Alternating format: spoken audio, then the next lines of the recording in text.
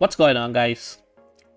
It's your boy Adjen back again for another Outerplane video. And for today, it's time for some RTA analysis. Today, let us try to talk about my previous RTA battles and let us try to analyze them on how I win and how I lose. And maybe some of you might be able to get something out of it. Right now, we cannot enter the real-time arena menu because it's already closed. The timing for real-time arena is really not in my favor since usually when it opens, I'm currently working at work. Yes, it's really not on my favor, but I was still able to do some fights. And some of them are recorded during my Charlotte showcase in RTA, but some of them after that one, it was not really recorded because I was really busy at work and I cannot do that one during that time. So, how do we analyze my previous battles if we cannot enter this one? I made a screenshot earlier. This is my current standing in real-time arena. So, I am at 10 wins and 2 losses. After the placement, I still did some 2 fights. I was able to squeeze in 2 more battles and I still won that one.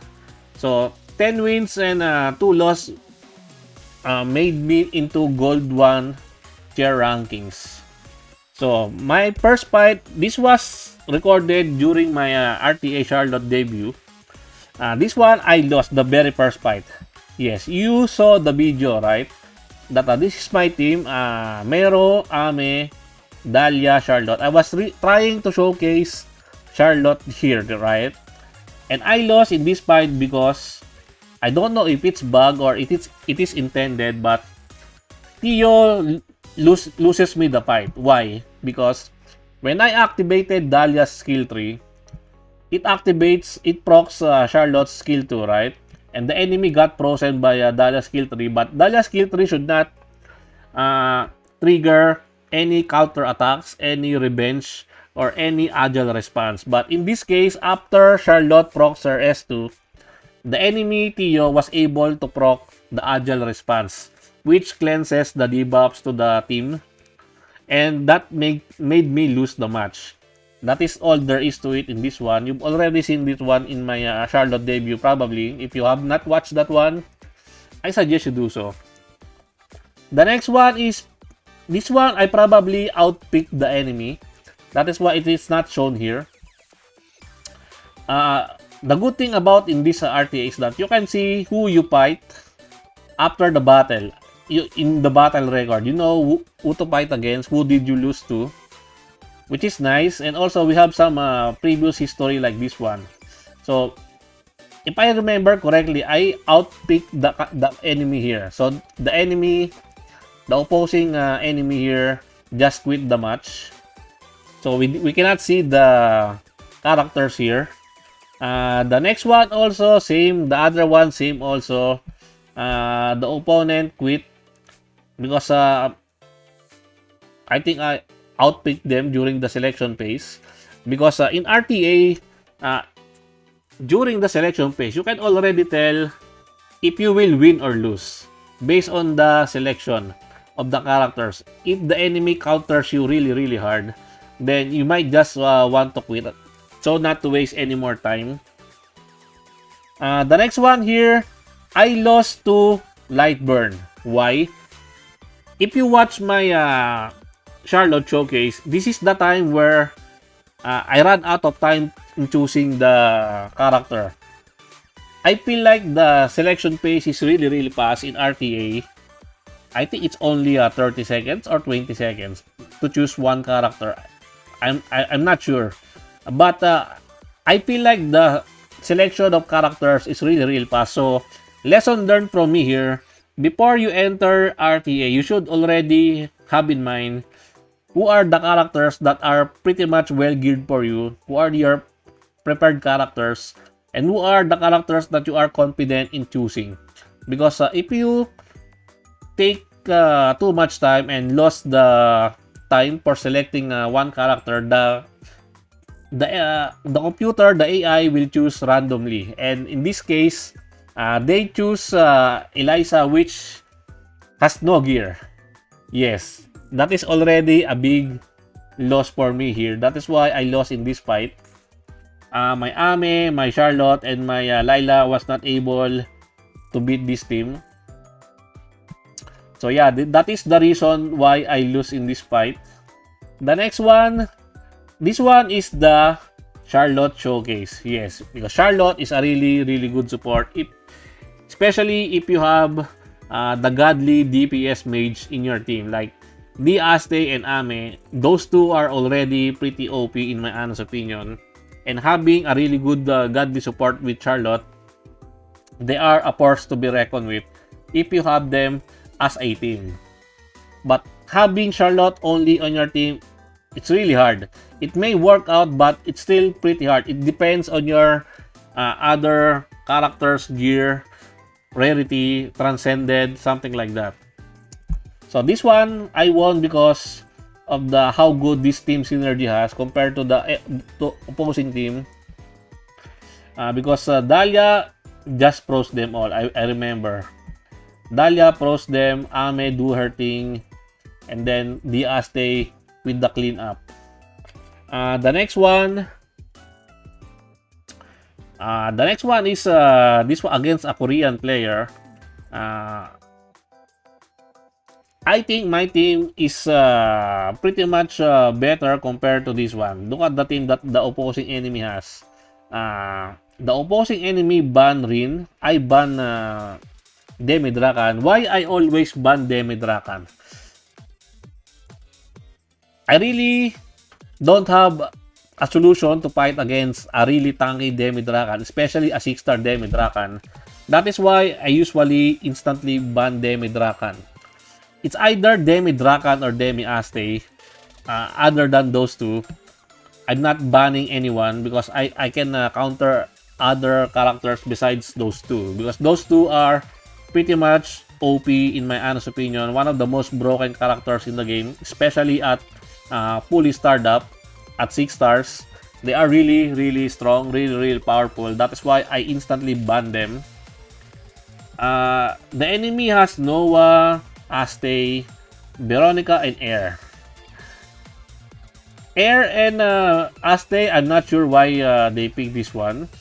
Maybe it's their only well-geared character, but in my case, I don't think this team will beat my team. Because my team, I have 6-star Distella here. I have 4-star Mero, 5-star Christina, and 5-star Epsilon. My team is pretty tanky. And my Mero has some form of survivability with the zombie buff. And it's very, very strong against this one. So yes, this one is really cannot beat my team. The next one against another Korean player. This one, Aste makes this match really, really easy. Because I have my Aste survived the attacks from this one. Even though the Eliza is takes the first turn, and then Eliza followed by Charlotte's S2, I was still able to tank this one, and I was still able to deal massive damage to them. Just one shot by my Diaste.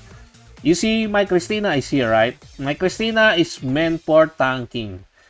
I built my Christina for what do you call this? The Orius debuff, the Orius buff.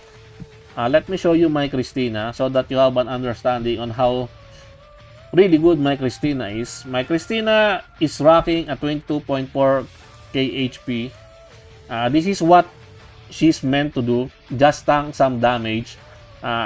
It's possible because of the necklace, this one. The Charmer's necklace. This one, the wearer takes 30% of the damage all allies take. So yeah, every damage my allies takes goes to my Christina. So my Christina was able to tank that one, and I was able to survive with my Notia and Diastes. And during that time, it's already over once I get my turn with my DPS. The next one, this one I did this one when I was at work earlier. I go to the toilet, I had some toilet break, so I did this on my potato phone. So this one, the other one against another Korean, I outplayed him during the selection phase, the pick phase. I outpicked her characters, his or her character. That is why this guy just left the match. The next one is against Burnout Ice. This one, if I remember correctly, Burnout Ice, this Stella is only 3-star. That is why I was able to really push through with my current team here. Like, man, my Leo is really good. Leo is really strong. I have not seen any other opposing player as of now uses Leo, but Leo is somewhat really good also in RTA. Once you proc the invulnerability buff, you're kinda protected from some attacks. Then you can just dish out those remaining fights and try to chip them up one by one. My Notia and Tamara combo is already really strong. The debuff from Tamara is also really good. That is why this one cannot able to proc the revenge skill from Stella. That is why I was able to make it easy for this one. I don't know why Burnout Ice try to ban Kate. Why Kate? This is 2-star. Man. Last two fights is against first against Frost Hunter from another same server, Asia 2. This one is showcasing Charlotte. As you can see, the picks from this guy all are mage except for Mero, right? Alice, Ame, Charlotte, and then Diaste. Of course, I will be banning Diaste here because she's an instant ban. If you let Diaste run rampant on the opposing team, you're in for a big surprise. So you should not be trying to let Diaste on the team as much as you can because she's very OP. She's very OP. So she's one of the most instant ban character in my honest opinion. This one, she or he outsped me by using Alice, but I have D Stella here. My D Stella procs the counter revenge on this one, and most of the enemy's HP are almost dead. Followed by my Tamara. My Tamara already finished two of them, and then I followed it up by my Leo's invulnerability buff, and then tank some hits. Then it's just a matter of time before I kill every one of them. Leo plus Mayne also really helps because this combination is pretty tanky, especially if my D Stella is 6-star. My D Stella has a preemptive shield for my team.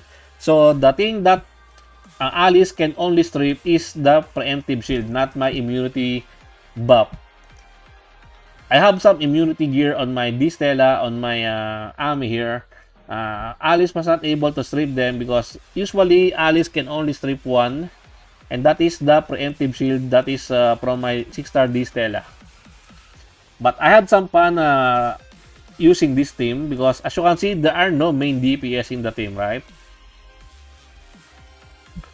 And then the last fight was against Leo the Third. Yes, I read this one as Leo the Third from Asia 1. This one is also a really good fight. I had some fun fighting this one. The Epsilon is really fast. I was really surprised on his Epsilon because after